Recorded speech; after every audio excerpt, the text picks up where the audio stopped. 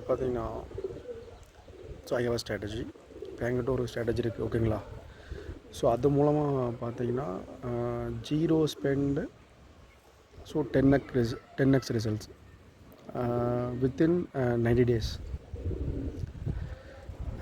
So இந்த ரேட்டில் பார்த்து வந்துருப்பீங்க. ஸோ ஆக்சுவலாக பார்த்தீங்கன்னா, அதாவது இப்போ வந்து B2Bயாக இருந்தாலும் சரி, B2Cயாக இருந்தாலும் சரி,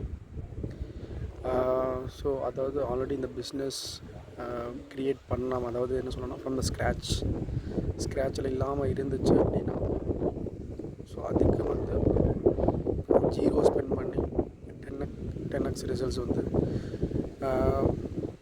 ரியாலிட்டியில் கொண்டு வர முடியாது. ஸோ என்னென்னு பார்த்தீங்கன்னா, ஸோ ஒவ்வொரு பிஸ்னஸுக்கும், ஃபார் எக்ஸாம்பிள் நான் வந்து ஜோகோ சொல்லுவேன். ஜோகோ பார்த்தீங்கன்னா அது இப்போ இருக்க பொசிஷனுக்கு வர்றதுக்கு இட் டேக்ஸ் டைம். ஸோ அதுக்கான டைம் எடுத்துக்கும். ஸோ அந்த மாதிரி தான் ஒவ்வொரு பிராண்டுக்குமே பார்த்திங்கன்னா, நம்ம அதுக்குண்டான இந்த ஃபண்டமெண்டல் இந்த ப்ராசஸை வந்து ப்ராப்பராக செட் பண்ணோம் அப்படின்னா, இன் டேர்ம்ஸ் ஆஃப் ப்ராடக்ட் வந்து என்ன மாதிரியான மார்க்கெட், ஃபார் எக்ஸாம்பிள் யூஎஸ்ஸாக இருந்தாலும் சரி, இல்லை குளோபல் அதர் பார்ட் ஆஃப் கண்ட்ரியாக இருந்தாலும் சரி, ப்ராடக்டை அதாவது விற்கிறதுக்கு உண்டான அந்த கன்வின்ஸ்டான ஃபீச்சர்ஸ் இருந்துச்சு அப்படின்னா கண்டிப்பாக நம்ம செல் பண்ண முடியும்.